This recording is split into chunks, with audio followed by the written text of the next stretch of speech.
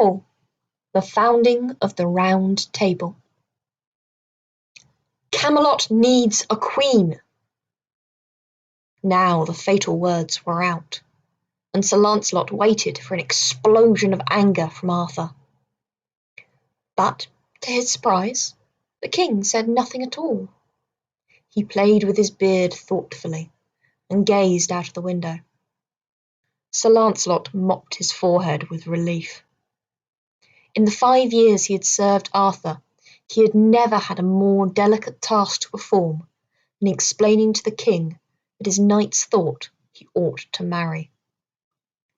Lancelot, the hero of 100 battles, scourge of the Saxons, the peril of the wicked, thought twice before approaching Arthur with this message. With the passing years, the boy who drew the sword from the stone had grown into a vigorous man. Princes and chieftains were now only too glad to bow before Arthur Pendragon. Knights flocked to Camelot, attracted by stories of the many fine adventures to be had there.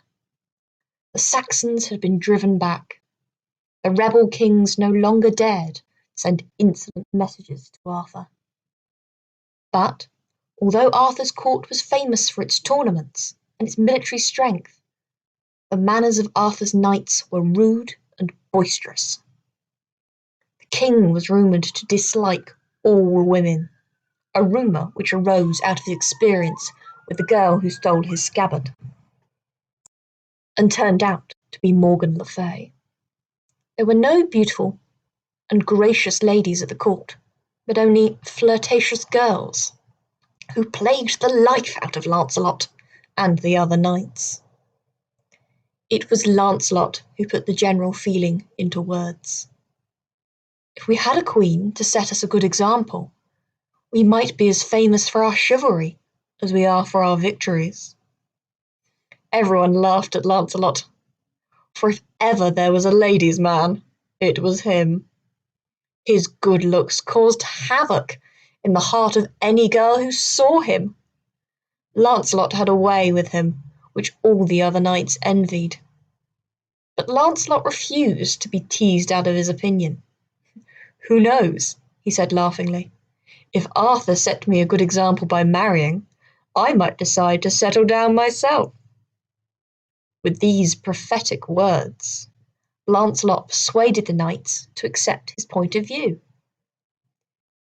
Now came the difficult problem of telling Arthur.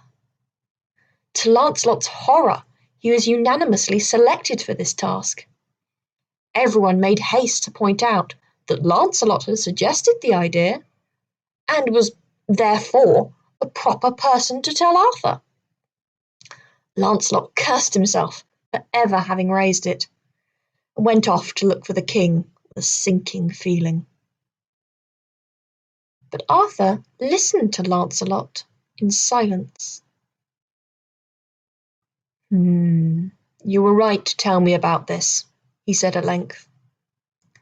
"It is true that Camelot needs a queen. I have thought so for some time. You can tell the court that I hope to be married by Michaelmas." Sir Lancelot was dumbfounded. He had never expected to be received like this. The best he had hoped for was a grudging acquiescence or a muttered "we'll see." He could not imagine who on earth King Arthur intended to marry. Part 2. A Face at a Tournament. Sir Lancelot did not know that during one of his Welsh campaigns, the king's heart had been won by the romantic beauty of Guinevere, Princess of Cameliard, and the daughter of the rebel king Leodegrance. Arthur had been riding through one of the remote Welsh valleys on his way back to camp, when his attention had been attracted by the sounds of lances clashing against armour. Riding towards the noise, Arthur found himself in the thick of a tournament, which was evidently being held to celebrate an extremely beautiful maiden, seated at the centre of a richly adorned pavilion. There was something about the girl's face which attracted the king from the first. He watched her with fascination and growing admiration as she awarded various prizes for gallantry and horsemanship. At length, Arthur was tempted to try his luck. He rode into the lists and challenged one particularly cocksure knight, who had, so far, escaped defeat. The king took the precaution of pulling down his visor so that he should not be recognised by Leodogrance's men. But his skill at arms was so remarkable that the crowd soon began to murmur. "This is a valiant knight indeed! There is no coat of arms upon his shield, and yet he fights as if he were at least a chieftain, if not a king." One or two of the knights who had visited Arthur's court were struck by the brilliance of the unknown knight's horsemanship, and were reminded of King Arthur of Camelot. But since Leodegrance and Arthur were known to be mortal enemies, it never occurred to them that Arthur himself could be present. So the king went undetected. Guinevere watched the tournament with growing interest. In spite of her calm appearance, she was intrigued by the stranger, and asked several of her maids of honour who he was. But none of them could find out more than he was evidently a foreigner, and by his speech of gentle birth. When it was Arthur's turn to receive a prize, Guinevere chided him gently on his closed visor.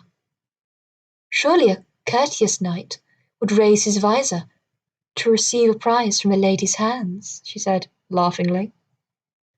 Arthur hesitated and decided to risk it. He lifted the iron visor and gazed proudly at the princess. Guinevere hesitated. Surely this face is familiar, she thought. At that moment a cry went up from the men-at-arms. "Arthur Pendragon! Seize him!" Arthur had been recognised. A throng of angry knights surrounded him, and the situation was desperate. Drawing his sword, Arthur hacked and cut his way out of the melee, and leapt the barred gate at the end of the lists, set off at a gallop with half a dozen men of Cameliard in hot pursuit. Half to herself, Guinevere muttered, "God protect him." "Why, madam," exclaimed her waiting women, "he needs no protection. That is the famous Arthur, King of Camelot, who claims your father as one of his vassals. Surely you have heard of his insolent messages to your royal father, demanding homage." "All the same," whispered Guinevere, "I pray that he may escape, for he is alone in a hostile land, and the odds are against him." Guinevere's prayer was answered, and Arthur's fast horse outdistanced the warriors of Cameliard. Despite the short moment for which he had seen her, Guinevere's face haunted Arthur. He listened eagerly to news from Wales, and lived in agonies in case she married one of the rebel chieftains. Lancelot's message suggested a cunning plan to him. He had heard that lately King Leodegrance had been hard pressed by the attacks of his rival, King Caradoc. Leodegrance was growing old, and he could no longer lead his people into battle with the strength of his youth. Wales was full of rumours that Caradoc would defeat Leodegrance and annex his lands. Arthur had never lost sight of his plan to make Leodegrance his vassal. Here was a chance to kill two birds with one stone. He would come to the help of Leodegrance against Caradoc, win his allegiance, and ask for the hand of the Princess Guinevere. It all seemed very simple, sitting in his castle at Camelot. Arthur hoped that it would not be much more difficult to put the plan into practice. Part 3. Attack at Midnight. But at the very frontiers of Wales, things started to go wrong.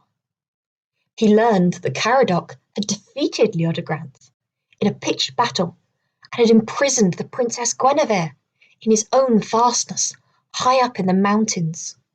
People said he intended to marry her and rule Cameliard himself. Leodegrance? Demanded Arthur. Is the king dead? Apparently, Leodegrance was a prisoner in his own castle, guarded night and day by Caradoc's barbarians. Nobody thought he would survive very long in their hands. There was not a moment to lose if Arthur's plan was to succeed. He forced his tired men to march on to the castle of Leodegrance in the heart of Cameliard. It was night when they discerned the dark shape of the castle battlements against the sky. Here and there a light glowed where a sentry crouched over a fire. "I want 10 volunteers to scale those walls," exclaimed Arthur. A dozen men immediately sprang forward in spite of their fatigue. He chose the strongest and told them to take off their mail and leave behind all their weapons except one dagger, which they were to carry between their teeth. The 10 desperate men lined up before the king. Arthur himself had taken off his mail, so the king was going with them. Noiselessly, the band crept up to the side of the castle and heaved each other up to their precarious footholds in the massive walls. Arthur led the way. He climbed like a cat, for he and Kay had become expert climbers in their childhood. He was actually at the top when one of the men missed his footing and fell heavily to the ground. He stifled his groans, but the noise had alerted the sentries. Arthur sprang at the throat of the first man, who appeared on the edge of the battlements, and toppled him over the parapet. Next over the wall, Bedivere seized the second sentry and threw him over the side. By the time the other sentries had appeared, all 9 of the survivors were streaming across the roof of the castle and separating on the staircases which led down into the heart of the stronghold. Bewildered in the darkness, baffled by these silent intruders, some of Caradoc's men could hardly believe that anyone had entered the castle by scaling the walls. Angry disputes arose between those who had actually fought with the invaders and felt their sharp daggers, and those who had arrived too late to believe that anything at all had happened. This gave Arthur the advantage he wanted. The 9 men crept on into the depths of Leodegrance's imprisoned fortress, stabbing or strangling Caradoc's ruffians when they had to, but avoiding all unnecessary noise or bloodshed. Arthur's army awaited silently in the darkness outside. Suddenly, a great barking among the camp dogs and whinnying of the war horses warned them that something was happening behind them. At the very moment when the first cries and shouts reached them from within the castle, Arthur's army was attacked from behind. It was Caradoc in full force. The news of Arthur's quick march had been brought to him by one of his spies, and the cunning Welshman had immediately foreseen Arthur's plan. "So, Arthur Pendragon intends to rescue Leodegrance," he thought. "I will attack him in the rear at the moment when he assaults the castle." Caradoc's plan would have succeeded to perfection if Arthur had been content with a straightforward attack on the stronghold.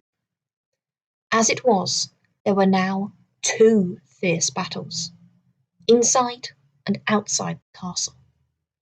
Inside the castle, Arthur had the advantage of surprise.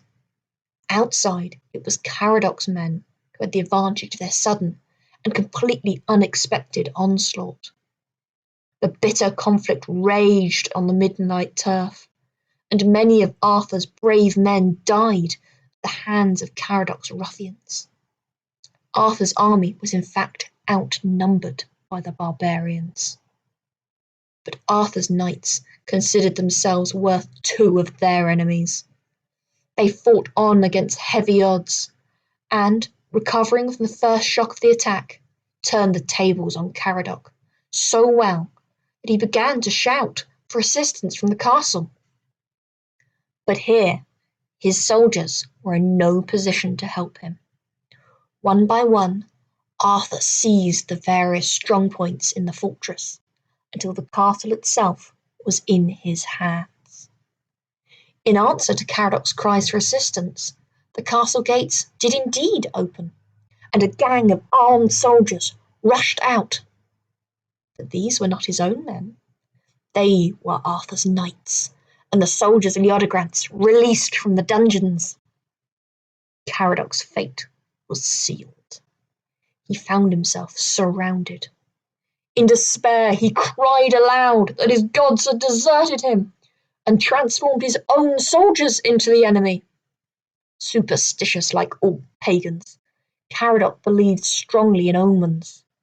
He felt that Arthur had magic on his side, and that there was no point in fighting him any longer. Sullenly, Caradoc sheathed his sword and gave the signal for surrender. "My gods deserted me in the hour of my need," he said to Arthur when he was brought before him in the great hall of Leodegrance's castle. "Henceforth I will worship your god, for I have seen he has won you a great victory tonight." Thus Caradoc and all his vassals embraced Christianity and became subjects of Arthur. Arthur was flushed with triumph at the success of his plan. As Caradoc knelt before him and took the oath of allegiance, Leodegrance limped across the hall, leaning heavily on a stick. He had been found chained to the wall in the darkest of the castle dungeons, and Arthur could see he had suffered terribly from his imprisonment. The famous rebel king looked like an old man. King Leodegrance knelt down painfully before Arthur. His hands trembled as he placed them between the king's. "From the bottom of my heart, I thank you for delivering me from bondage, Arthur Pendragon. In gratitude for this, I hereby become your vassal for the rest of my life. Never again will I seek to cast off the yoke of the Pendragons, for I see that they really are outstanding among the kings of Britain." Arthur remembered the humiliations of his coronation, when the kings had repudiated him. What a contrast now, when two powerful kings had just taken the oath of allegiance of their own accord. "As your liege lord, I would ask a favour of you, Leodegrance," said Arthur. Leodegrance inclined his head. "The hand of your daughter Guinevere in marriage." The king went on boldly. Leodegrance was delighted. It was an unexpected honour for a vanquished king to be allied to his conqueror in marriage. It was high time for Arthur to be returning to Camelot and the affairs of state which were piling up for him there. But, without even considering the possibility that Guinevere might refuse, Leodegrance agreed to send his daughter to the court as soon as she had been fetched from the castle of Caradoc. Confident that nothing could go wrong with his plans now, Arthur returned in triumph to Camelot. But Guinevere's feelings, when the news was brought to her, were not nearly so complacent. She felt extremely angry with her father for disposing of her so cold-bloodedly. For the sake of a firm alliance with the Pendragons? Guinevere was young and romantic. She dreamed of a knight in armour rescuing her in distress and wooing her without knowing who she was. An arranged marriage between the daughter of the King of Cameliard and the King of Camelot seemed dull and distasteful. Guinevere had almost forgotten what Arthur looked like. She'd only seen him for a moment at the tournament, and she persuaded herself that he would be ugly and unattractive. Altogether, Guinevere was in a disconsolate mood when she set out for Camelot in the richly adorned barge which was to bear her down the river. She supposed that Arthur would meet her himself somewhere on the way. but her ladies told her that she would meet Arthur for the first time at Camelot. "I hope it will not be too much trouble for the great king to walk up the aisle on his wedding day," she said crossly, flouncing away and withdrawing herself to the opposite end of the barge. Gazing over the side, it was Guinevere who first noticed the 4-armed horsemen riding along the bank. Their lances glinted in the sun. She saw that their visors were down, a curious sight in a peaceful country where knights did not generally ride 4 abreast in battle array. Guinevere felt slightly frightened. She turned to go back to her women. At that moment, an arrow whistled through the air and landed on the wooden deck of the barge. It quivered beside her. The princess gazed in horror at the menacing sight. It was an ambush, and they had only 1 armed guard on board. The soldier did his best against the 4 knights, but he could not hold his own against so many. He fell to the ground, groaning, while the leading knight mounted the barge and dragged Guinevere to the bank. She screamed for help. "There's no one to hear your cries, my lady," said the man grimly. "Meanwhile, those pretty jewels will make a fine booty." "Not so fast," said a stern voice behind him. Starting round, Guinevere saw another knight in black armour, mounted on a magnificent black horse, with his lance poised in his hand. The 4 robber knights were inclined to dismiss this lone attacker with contempt. What could he do against so many? But when they felt the strength of his blows, they changed their tune. This was a devil in armour, not an ordinary knight. 2 knights he pierced to the heart, the 3rd fell mortally wounded, and the 4th surrendered at his feet. Guinevere found herself freed from the bonds which the robbers had roped round her, and set on her feet. Her rescuer put up his visor with a weary gesture, and wiped the sweat from his forehead. Guinevere found herself looking at the most handsome face in Britain, Sir Lancelot himself. Oh, this is the romance of which I dreamed, she thought to herself. In any case, I cannot let this night disappear without some words of thanks, she added to excuse herself. Guinevere invited Lancelot to come aboard her barge and have his wounds, such they were, and they were very few, tended by her women.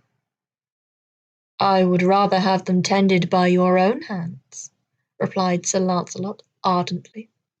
He was dazzled by Guinevere's beauty, which far exceeded any other woman he had ever seen.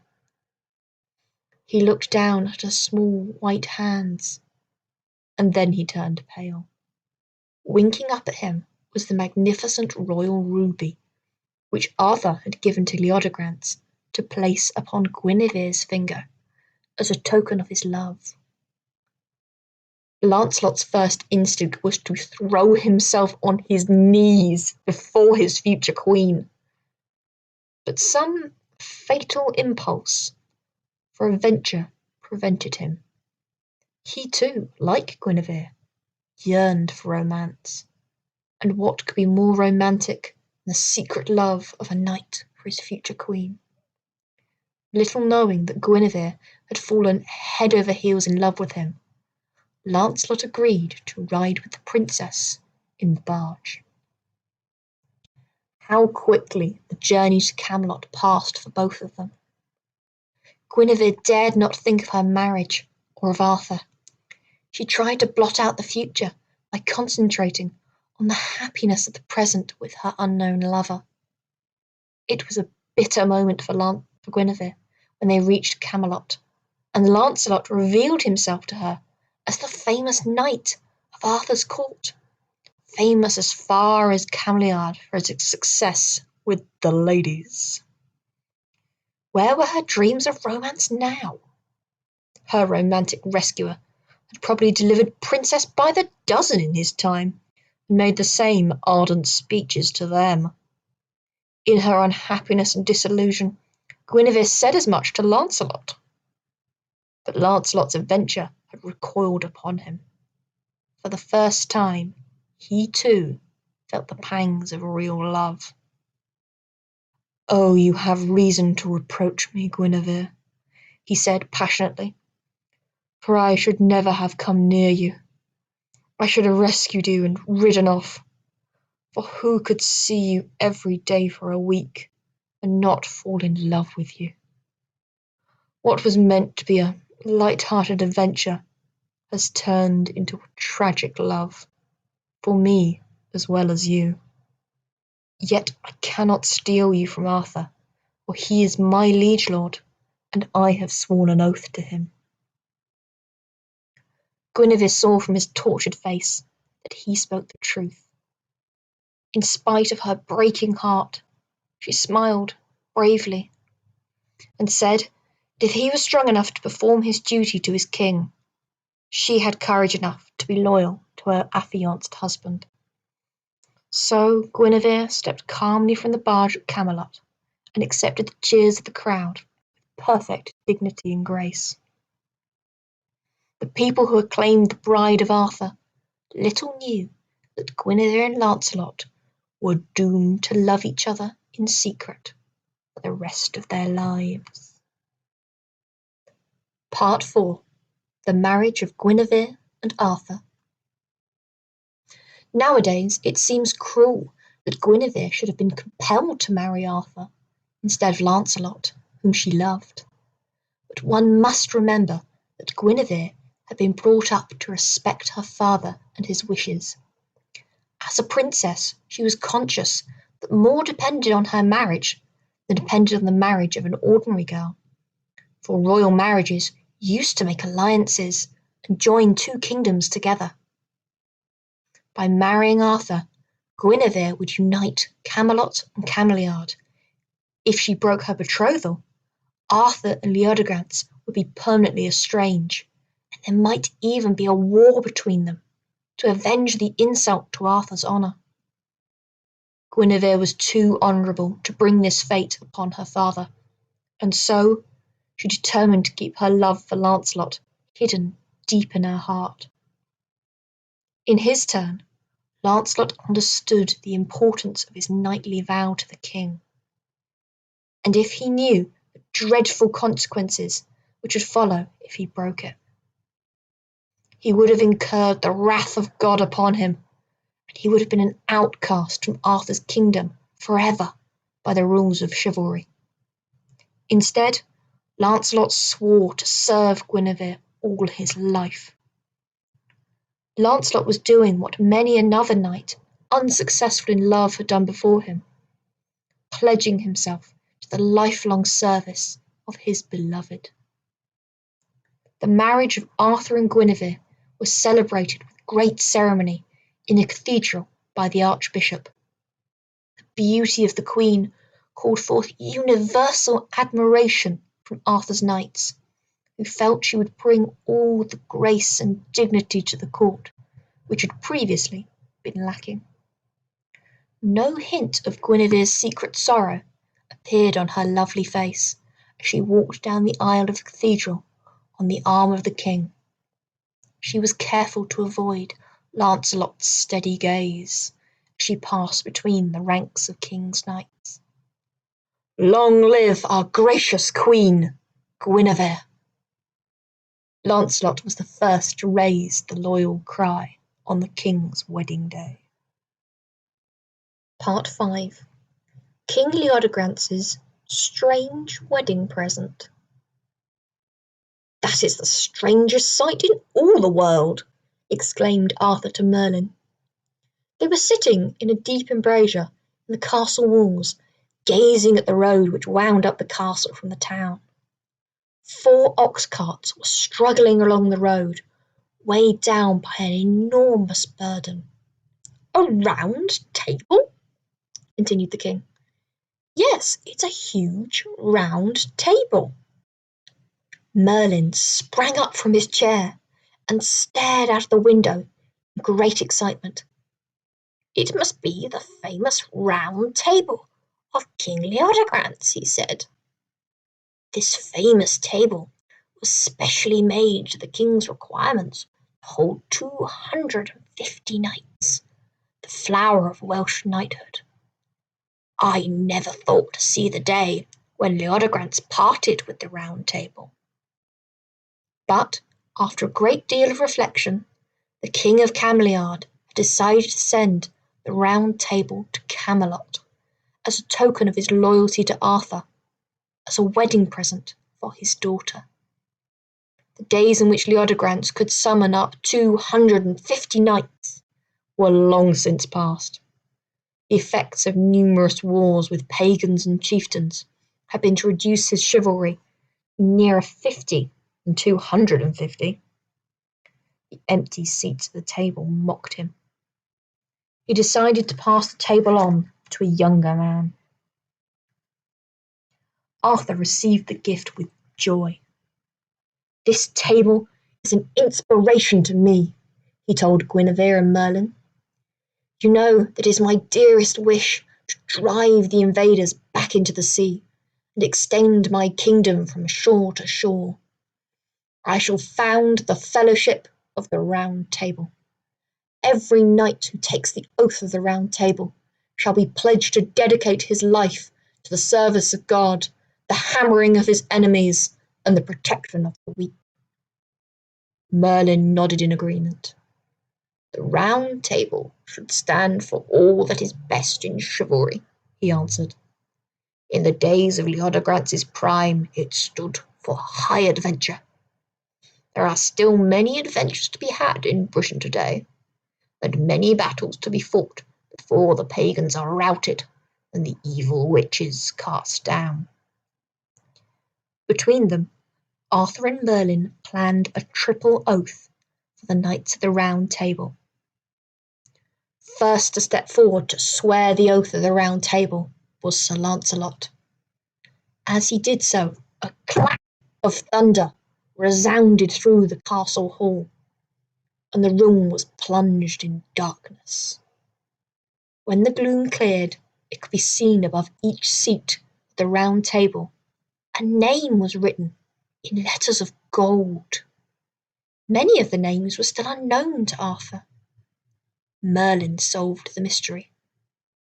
"This miracle shows that God's blessing is upon the Round Table," explained the wizard.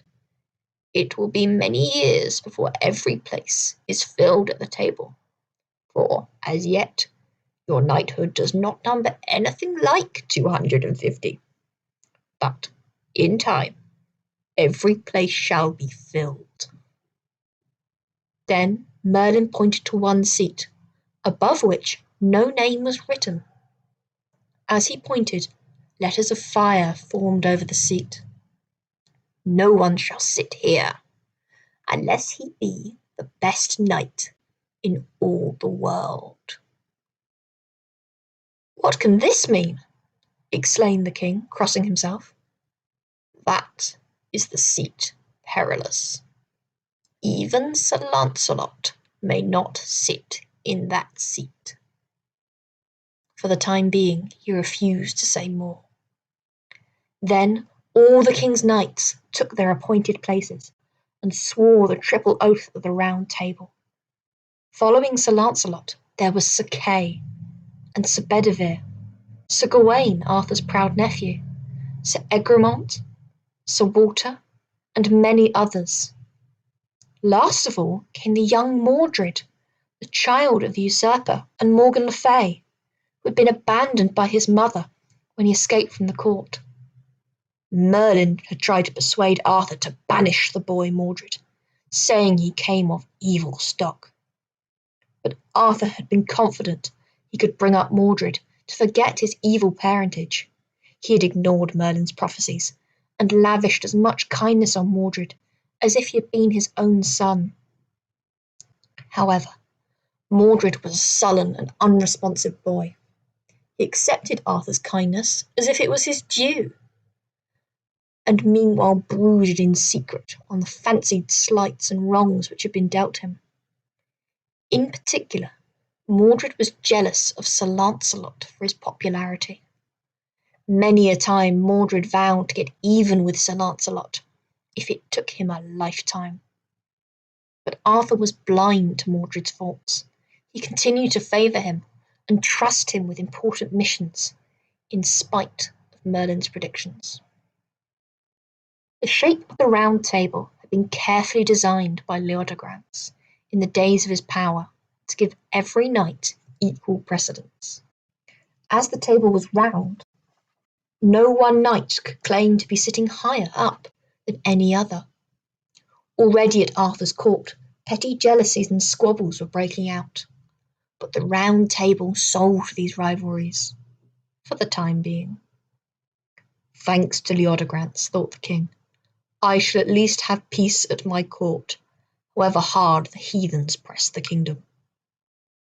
The founding of the Round Table was the beginning of a great age of adventure, such as never before had been seen in Britain. Each knight had sworn to serve God, honour the king, and protect the weak. And every year at Pentecost, all the knights together renewed their oath.